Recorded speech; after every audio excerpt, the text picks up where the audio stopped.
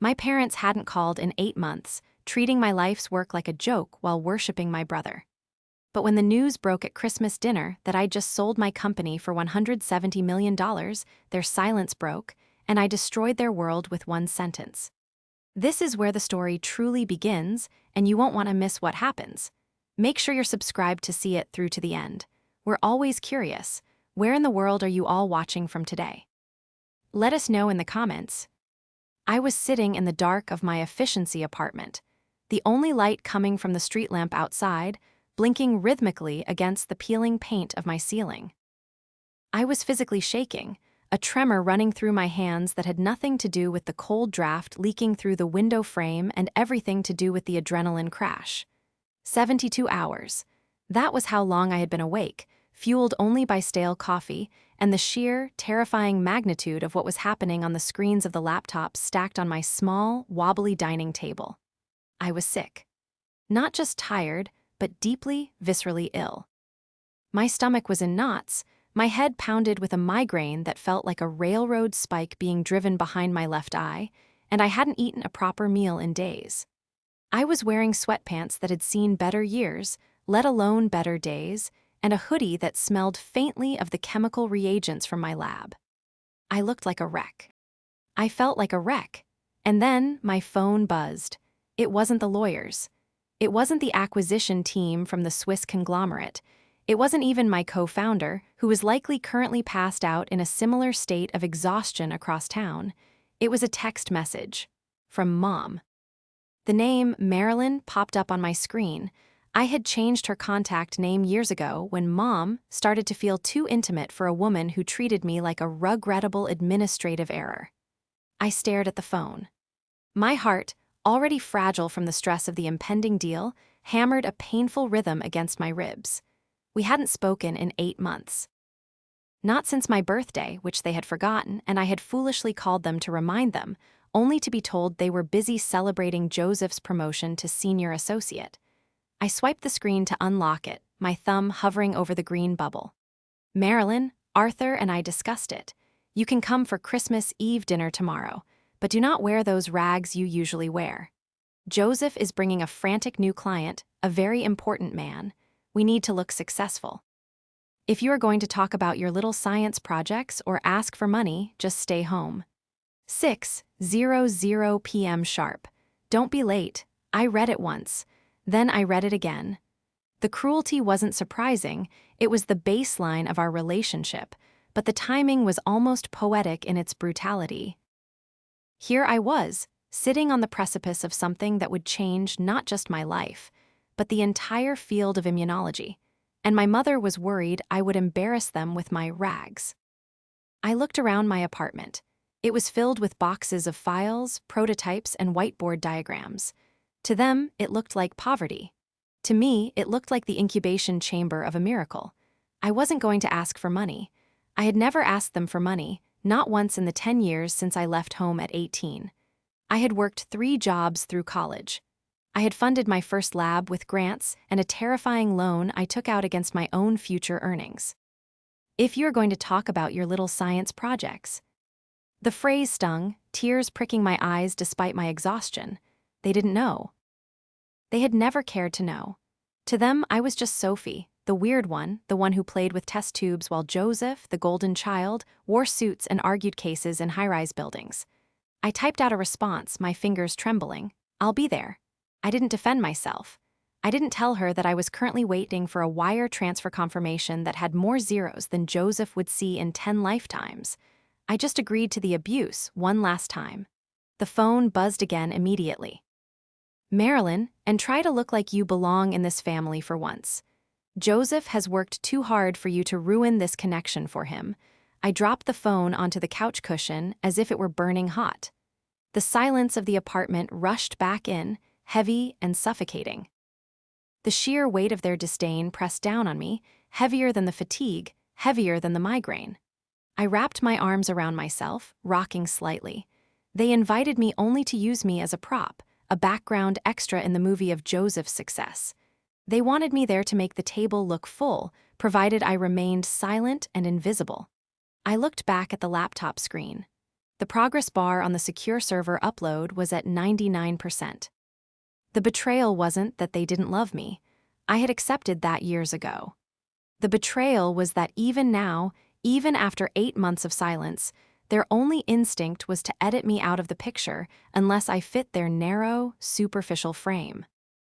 But as the progress bar hit 100% and the words "transaction complete" flashed in unassuming green text, a cold, hard resolve settled in my chest, replacing the hurt. The betrayal was worse than the diagnosis itself, but the cure was sitting right in front of me. The next 24 hours were a blur of dissociation. I moved through the world like a ghost, untethered from the reality everyone else was living in. I woke up on Christmas Eve morning on my couch, my laptop still open, the green text still glowing. I hadn't slept so much as passed out from exhaustion.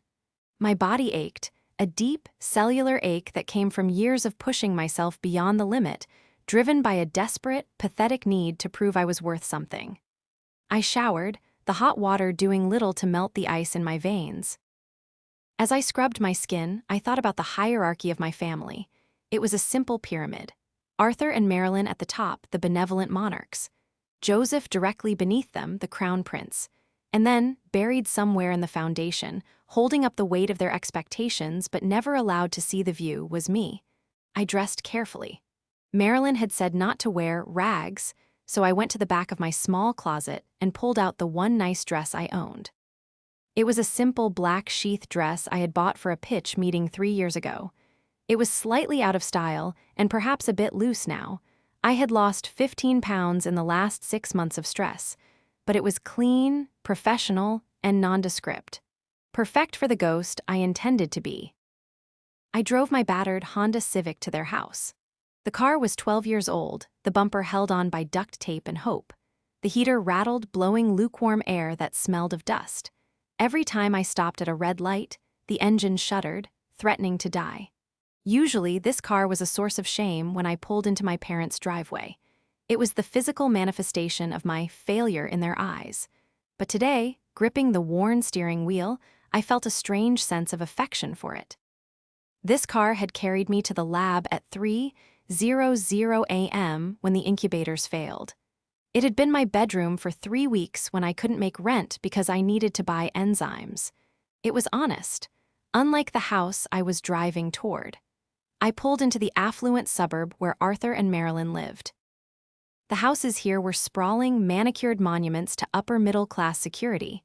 Every lawn was perfect, every hedge trimmed with military precision. Wreaths hung on every door, projecting a festive warmth that I knew was often a facade. As I turned onto their street, my stomach tightened. There it was, the house I grew up in. A large, colonial-style brick house with white pillars. It looked majestic. It looked welcoming. It was a lie. I parked on the street, far away from the driveway so my car wouldn't clutter the view. As I walked up the long driveway, the winter wind biting through my thin coat, I saw Joseph's car parked prominently near the front door. A brand-new Mercedes SUV, gleaming black. It still had the temporary dealer tags. I paused, looking at it.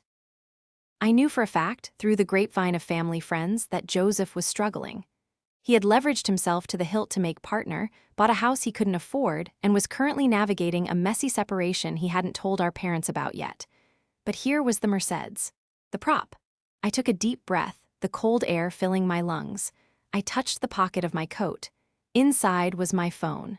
And on that phone was a banking app that contained a number so large it looked like a glitch. I wasn't just walking into a Christmas dinner. I was walking into a trap I had been unknowingly setting for myself my entire life, the trap of seeking their approval. But they had forgotten one crucial thing. They assumed I was coming to beg for a seat at the table. They didn't realize that as of 4:00 a.m. this morning, I owned the whole damn restaurant. I reached the front door and hesitated. I could hear laughter inside, warm, boisterous laughter. The kind of laughter that stops abruptly when the wrong person enters the room. I raised my hand and knocked. The door swung open, revealing my father, Arthur. He was a tall man, still handsome in his late 60s, wearing a cashmere sweater that probably cost more than my monthly food budget. He held a glass of scotch in one hand, his face flushed with the holiday spirit, until his eyes landed on me. The smile didn't exactly drop, but it stiffened. It transformed from genuine joy into a polite grimace, the kind you give a door-to-door salesman you're trying to get rid of. "Sophie," he said. Not hello, not Merry Christmas. Just my name spoken like a heavy sigh. "You made it, you're early." "I'm on time, Dad. It's 6 o'clock, I said, stepping inside before he could block the way. "Right.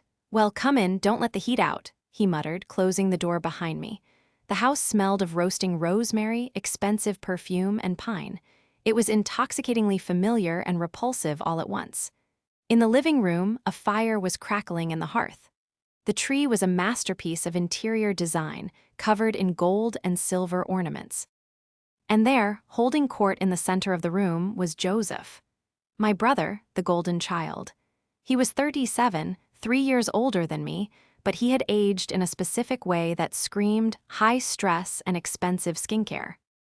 He was wearing a suit on Christmas Eve, minus the jacket, his white dress shirt crisp, his cufflinks catching the light of the fire.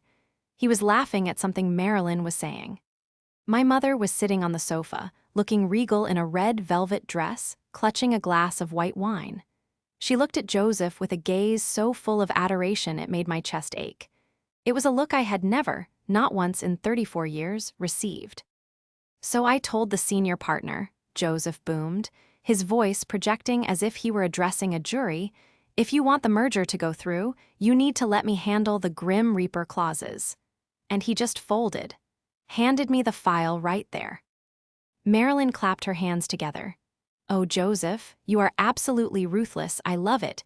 Isn't he ruthless, Arthur?" "Shark in the water," Arthur agreed, walking past me to refill his drink. "Just like I was." I stood in the entryway, still wearing my coat. No one had offered to take it. No one had stood up to hug me. I was a ghost haunting their celebration. Finally, Joseph turned his head. His eyes scanned me up and down, landing on my scuffed boots. A smirk, practiced and sharp, curled his lip. "Well, look who emerged from the basement," Joseph said, raising his glass in a mock toast.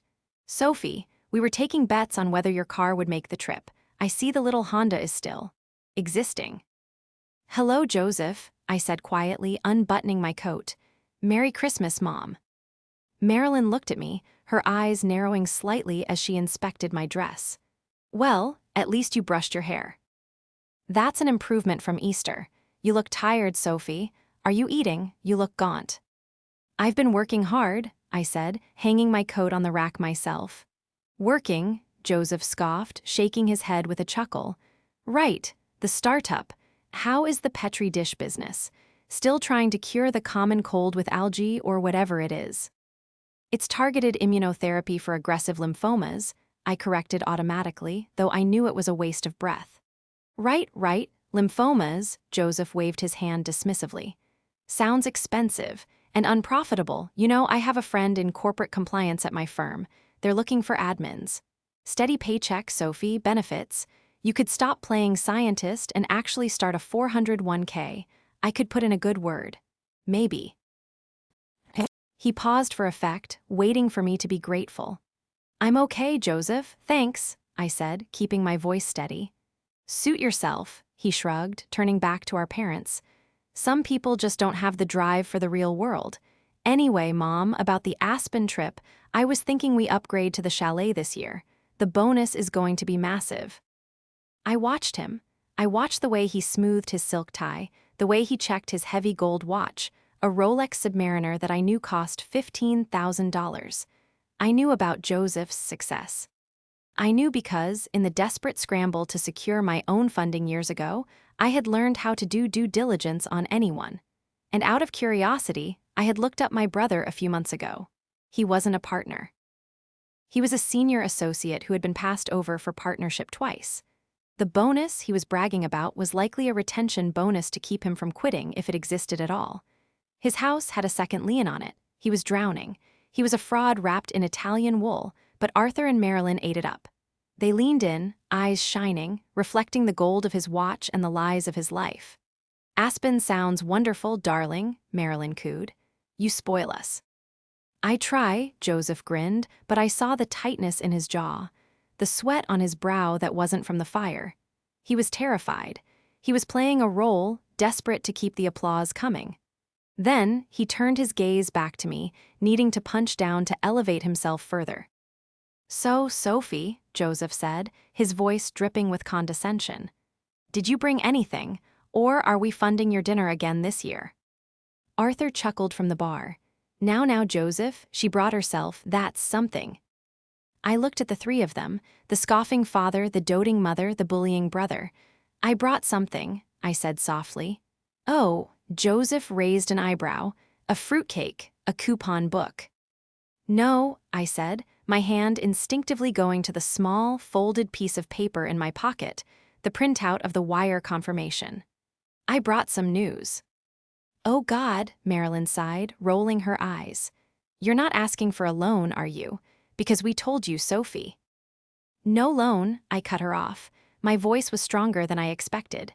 "Just news." Joseph laughed, a harsh, barking sound. "Well, unless you won the lottery, let's save it for after dinner. My client is arriving in 10 minutes and I need everyone to be in a good mood. So, zip it, okay? Just sit there and try to look normal." I closed my mouth. I looked at Joseph's smug face. I looked at my parents, who were already turning away from me, dismissing me as if I were a servant who had lingered too long.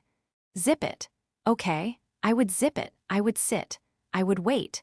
I would let Joseph dig his hole a little deeper. I would let them pile the dirt of their disdain on top of me a little higher. Because the higher the pile, the more spectacular the explosion would be when I finally detonated the truth.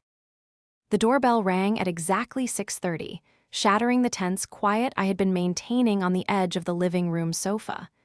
Joseph practically leapt to his feet, smoothing his suit jacket for the 100th time. "Everyone, look alive. This is the VP of Acquisitions for Dalton Hay. Serious money. If I land this, the partnership is a lock." Arthur stood up straighter, putting on his successful patriarch face. Marilyn fluffed her hair. I remained seated, invisible as always. The door opened to reveal a man in his 50s, wearing a coat that looked like it cost more than my entire wardrobe. He had a sharp, predatory smile. "Mr. Sterling." Joseph boomed, extending a hand. "So glad you could make it. Please come in. Let me take your coat." "Joseph," the man said, his voice smooth and practiced. "Charming place. Very traditional." As Joseph made the introductions, I watched him like a hawk. I watched the way he laughed too loudly at Mr. Sterling's jokes. I watched the way he poured the man's drink with a little too much deference. Joseph was terrified. This wasn't just a client, this was a lifeline. "And this is my sister, Sophie," Joseph said dismissively, waving a hand in my general direction without looking at me. "She's in research." Mr. Sterling glanced at me briefly, his eyes flickering over my simple dress. "Research, fascinating, academia." "Biotech," I said, meeting his gaze. "Immunology." "Ah, very noble," he said, already losing interest.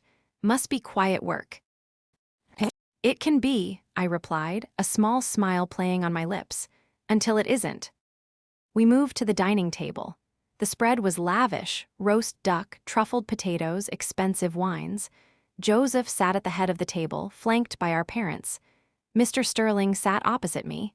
The conversation immediately turned to business, or rather, Joseph's version of business. He bragged about cases he had won, embellishing details I knew were false. He talked about strategic leverage and aggressive expansion. I ate in silence, my mind racing. I knew Dalton Hay. They were a mid-sized private equity firm known for acquiring distressed assets and stripping them for parts. If Joseph was bringing them in, it meant he was desperate for cash flow. Suddenly, a thought struck me. I pulled out my phone under the table. I opened the app for the patent database. My company, Aegis Bio, held 7 key patents for our delivery mechanism. But I also knew Joseph's firm represented a competitor who had been trying to invalidate one of our minor patents for years. I searched for Dalton Hay and litigation. Nothing. Then I searched for Joseph Miller in the State Bar Association's disciplinary records. My breath hitched. Pending investigation, misappropriation of client funds. The entry was dated 3 weeks ago. It was buried, not public yet, but accessible if you knew where to look. I looked up at Joseph. He was laughing, raising a glass of wine. To new ventures, and to family, the bedrock of success. He was stealing from clients. He wasn't just in debt, he was a criminal, and he was trying to land this deal with Mr. Sterling to cover his tracks before the audit hit. I looked at my parents. They were beaming with pride. They had no idea their golden child was rotting from the inside out. I had come here to reveal my success. But now, I realized I held something far more dangerous in my hands. I held the truth about their failure. "So, Sophie," Mr. Sterling said suddenly, looking bored with Joseph's monologue. "What exactly do you research? Something groundbreaking, I hope." Joseph cut in before I could answer. "Oh, it's all very theoretical, mice and Petri dishes. She's been working on the same project since grad school, very persistent." "Actually," I said, my voice cutting through the noise like a scalpel. "It's a novel delivery system for CAR-T cell therapy. We just completed phase 2 trials." Mr. Sterling's eyebrows shot up. "CAR-T that's hot right now, who's funding you?" "Self-funded," I said, "until this morning." Joseph let out a snort of derision. "Self-funded. Sophie, you drive a Civic with duct tape on it. Let's not exaggerate for the guest." "I'm not exaggerating, Joseph," I said calmly. "I put every cent I had into the company. That's why I drive a Civic. Because unlike some people, I don't spend money I don't have." The table went silent. Arthur frowned. "Sophie, watch your tone. Joseph is just making conversation." "No, Dad," I said, turning to look at my father. "Joseph is lying, and he's doing it very poorly." "Excuse me." Joseph's face went red. "What did you just say?" "I said you're lying," I repeated, my voice steady. "About the partnership, about the bonus, and about the success." Marilyn gasped. "Sophie, how dare you? Apologize to your brother immediately. We have a guest." "It's fine, Mom," Joseph said, his voice tight. He turned to Mr. Sterling with a forced smile. "My sister has always been a bit imaginative. Jealousy is an ugly thing." "I'm not jealous, Joseph," I said, leaning forward. "I'm observant." I placed my phone on the table, screen down. "Mr. Sterling," I said, addressing the guest directly, "are you aware that the lawyer representing your acquisition targets is currently under investigation by the state bar for misappropriating client funds?" The silence that followed was deafening. The only sound was the crackling of the fire. Joseph's face drained of color. "That is a lie. That is a slanderous lie. I will sue you." "Is it?" I asked. "Because the docket number is 24-098, filed November 14th. The complainant is the estate of Mrs. Gable. You remember Mrs. Gable, don't you, Joseph? The elderly widow whose trust you manage." Joseph stood up so fast his chair tipped over backward with a crash. "Shut up. You shut your mouth right now. You don't know what you're talking about." "Joseph," Arthur stood up looking between us. "What is she saying? Is this true?" "Of course it's not true." Joseph screamed. He was sweating profusely now, panic radiating off him in waves. "She's crazy. She's always been jealous of me. She's trying to sabotage me in front of a client." Mr. Sterling slowly put down his fork. He looked at Joseph, then at me. Then he pulled out his own phone. "Mr. Sterling, please," Joseph pleaded, his voice cracking. "Don't listen to her. She's a failure. She's nobody. She lives in a studio apartment and drives a junk car. She's just trying to hurt me." "I might live in a studio apartment," I said quietly, "but at least I pay for it with my own money." "You little," Joseph lunged across the table, grabbing my wrist. "Joseph!" Marilyn shrieked. I didn't flinch. I looked him dead in the eye. "Let go of me." "You ruined everything." He hissed, his grip tightening painfully. "You ruin everything you touch. You're worthless. You've always been worthless." "Mr. Miller, Mr." Sterling's voice was ice cold. "Unhand her, now." Joseph froze. He realized what he was doing. He let go of my arm, stumbling back. I'm sorry," he stammered, smoothing his jacket. She knows how to push my buttons. It's family stuff. You know how it is." I do know how it is, Mr. Sterling said, standing up. And I know what a docket number looks like. I just pulled it up. He turned the screen of his phone toward Joseph. There it was, the official Bar Association complaint. Misappropriation of funds, Mr. Sterling read aloud. $200,000 missing from the Gable Trust. Marilyn let out a wail and covered her mouth with her hand. Arthur sank back into his chair, looking gray. It's a misunderstanding. Joseph cried, backing away. It was a loan. I was going to pay it back. I just needed liquidity for the house. The market turned on me. So it is true, Arthur whispered. You stole from a widow. I didn't steal, Joseph yelled. I borrowed, and I would have paid it back if she hadn't opened her mouth. He pointed a shaking finger at me. This is your fault. You did this. No, Joseph, I said, standing up. You did this. You bought the car, the house, the suits. You spent money you didn't have to impress people who didn't care. And when the bill came due, you stole. You're just happy to see me fail. He spat. You're loving this. Because you're a loser, Sophie. You're a bitter, lonely loser with nothing to show for your life. I looked at him, really looked at him. The brother I had once idolized. The brother who had tormented me for years. He was small, he was pathetic, and he was wrong. I'm not a loser, Joseph, I said softly. I reached into my pocket and pulled out the folded piece of paper. What is that?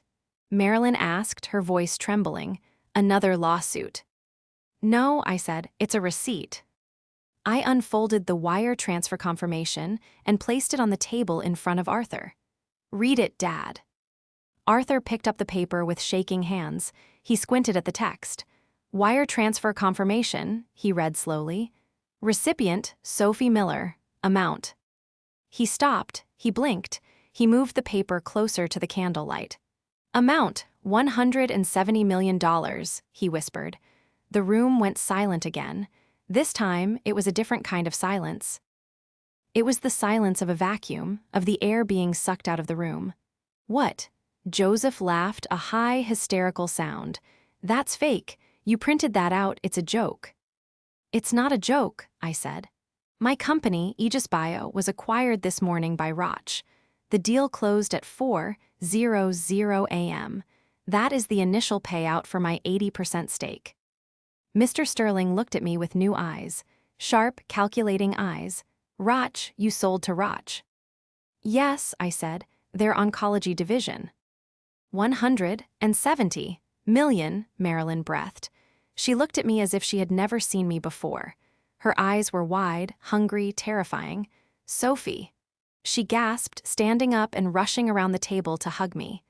Oh, my baby, my brilliant, brilliant girl, I knew it. I always knew you were special. I stood stiffly as she embraced me. The smell of her expensive perfume was suffocating. Get off me, I said calmly. Marilyn pulled back, looking hurt. Sophie, what's wrong? We're celebrating. This is incredible. We're rich. No, I said, stepping back. I am rich, you are not. What are you talking about? Arthur asked, standing up. We're family. This is family money. Family money? I laughed. It was a dry, bitter sound. Like the money you gave Joseph for his down payment. Like the money you spent on his law school tuition while I worked 3 jobs.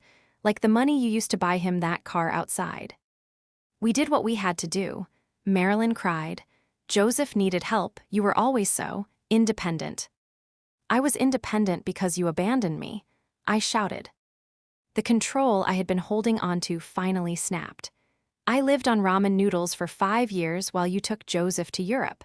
I asked you for help with rent once, and you told me to learn responsibility. Meanwhile, you were bailing him out of gambling debts. We were protecting him. Arthur yelled. He had a reputation to maintain. And look where it got him. I pointed at Joseph, who was slumped against the wall, looking like a deflated balloon. He's a thief, he's a criminal, and you enabled him every step of the way. Sophie, please, Joseph whined. I can fix this. With that money, I can pay back the trust. I can make it go away. Just loan me 200 grand. That's nothing to you now. Please, I'm your brother. I looked at him. The audacity was breathtaking. "No," I said. "Sophie."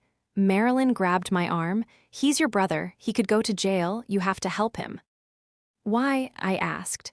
"Why do I have to help him? Because he's the golden child? Because he's the one you love?" "We love you both." Arthur lied. "You don't love me," I said. "You tolerate me. You ignore me until you need something. Well, now you need something, and the answer is no." I turned to Mr. Sterling. "Mr. Sterling," I said, "I apologize for ruining your dinner, but I think you should know that if you do business with my brother, you are liable to become an accessory to fraud.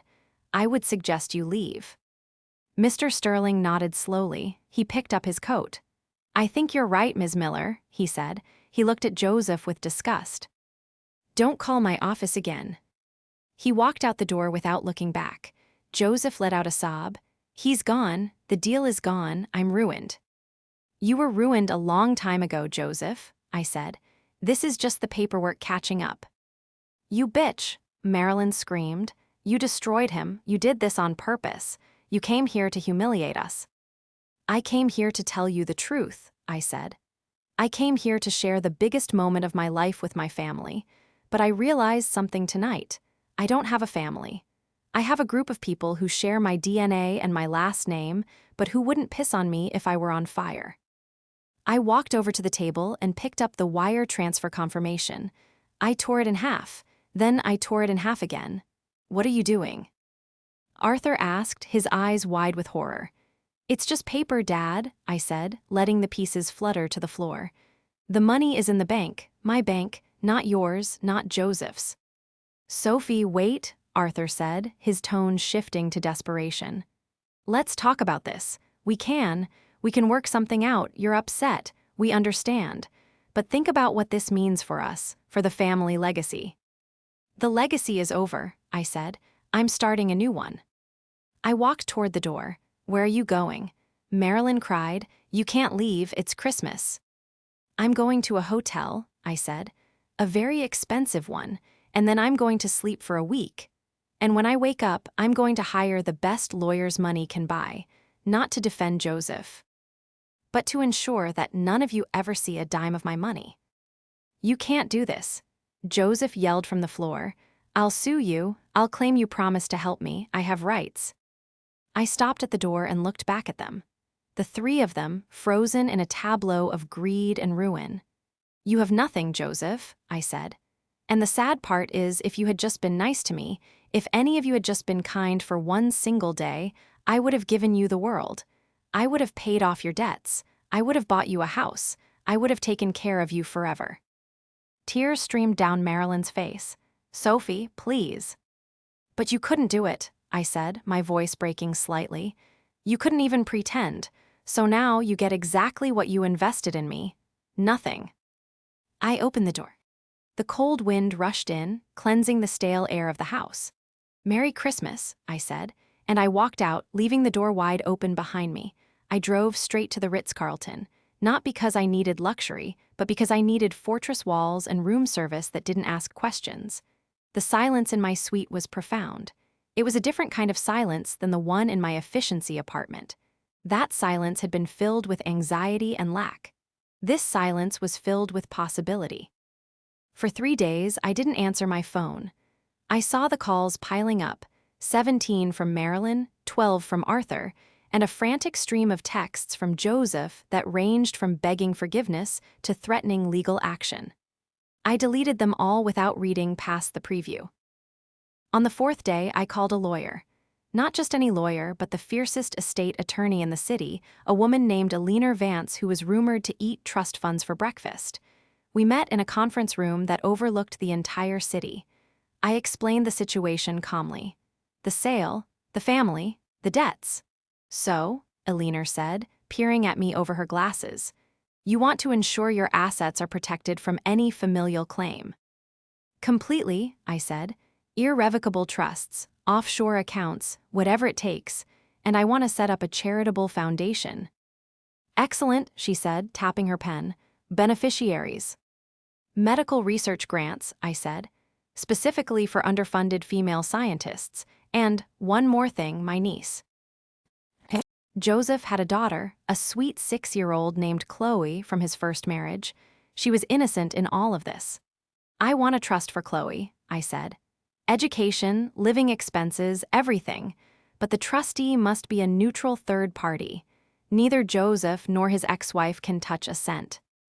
Eleanor smiled, a shark-like grin of approval. Done, now about the parents. They get nothing, I said firmly. Not a penny, and I want a cease and desist letter sent to them immediately. If they contact me again, I want it to be considered harassment. Standard procedure, Eleanor nodded. But Ms. Miller, with this amount of money, they will try to sue. They might claim undue influence or mental incompetence. They will try to drag you through the mud. Let them try, I said. I have the receipts, I have the emails, I have the voicemail where my mother called me a waste of space on my birthday. I kept everything. Eleanor's smile widened. I like you, Sophie. We're going to get along just fine. A week later, I was back in my old apartment, packing up the last of my things. I had bought a penthouse downtown, but I needed to close this chapter properly. There was a knock on the door, a frantic, desperate pounding. I looked through the peephole. It was Marilyn. She looked disheveled, her hair unkempt, her eyes wild. I opened the door, leaving the chain on. Sophie, she cried, pressing her face to the gap. Please, let me in, it's an emergency. What do you want, Marilyn? I asked. Joseph, he's in trouble, real trouble. The police were at his house. They're talking about arrest, embezzlement, fraud. I know, I said. I saw the news. He needs bail money, she wailed. And a lawyer, a good one, you have to help him, he's your brother. I don't have a brother, I said. I have a biological sibling who stole from a widow, and I don't pay for criminals. How can you be so heartless? She screamed, tears streaming down her face. We raised you, we gave you life. You gave me life, I agreed. And then you spent 34 years trying to make me feel like I didn't deserve it. You made your choice, Marilyn. You chose Joseph, every single time. Now you get to live with that choice. He'll go to prison. She sobbed. He'll lose everything, his career, his reputation.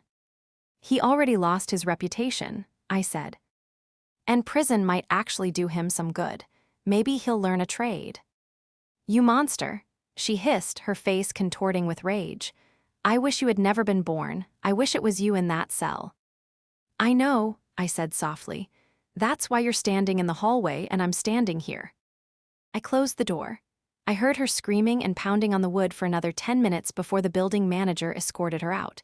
I leaned against the door, my heart pounding. It hurt. Of course it hurt. But it was the clean pain of a wound being cauterized, not the festering infection of their abuse. I was free. I sat on the balcony of my new penthouse, watching the sunset paint the city skyline in hues of orange and purple. A gentle breeze ruffled the pages of the medical journal on my lap. Joseph was in prison. He had pleaded guilty to 3 counts of wire fraud and embezzlement to avoid a longer sentence. He got 5 years in minimum security. His law license was permanently revoked. His wife had divorced him, taking the house and the car, what little equity was left in them anyway. Arthur and Marilyn had been forced to downsize. The legal fees for Joseph's defense had drained their retirement savings.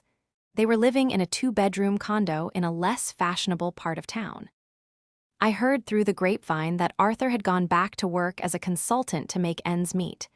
They had tried to reach out a few times, letters sent through lawyers, emails from new accounts. But Eleanor Vance was as good as her reputation. Each attempt was met with a swift legal rebuke. They were effectively blocked from my life. I took a sip of my tea. It was peaceful here. Quiet.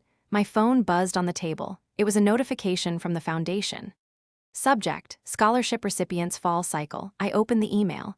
Attached was a list of 20 young women, brilliant, hungry, underfunded researchers with ideas that could change the world. They were getting full rides, lab space, mentorship, everything I had fought so hard for and never received. I scrolled through the names, smiling. Then another email popped up. From the trustee for Chloe's fund. Ray, Chloe Miller Trust Update. Sophie, just wanted to let you know that we've successfully enrolled Chloe in that private school you recommended. Tuition is paid in full for the year. Her mother is extremely grateful, though per your instructions she doesn't know the source. I closed my eyes, letting the warmth of the sun wash over me. I hadn't just survived, I had won, and I had done it on my own terms. My family had tried to bury me. They had heaped scorn and neglect on me, hoping to crush my spirit. But they didn't realize that I was a seed.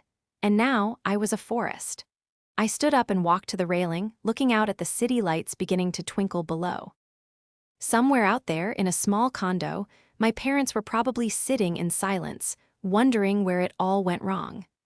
Wondering why their golden child had turned to brass, and why the stone they had rejected had become the cornerstone. They would never understand. And that was fine. I didn't need their understanding anymore. I had my work. I had my peace. And for the first time in my life, I had a future that belonged entirely to me. I raised my teacup to the city, to the struggle, and to the sweet, silent victory of simply walking away. To the ones who stayed, I whispered to the wind. And to the ones who made me leave. I drank the tea, turned my back on the view, and went inside to start my next project.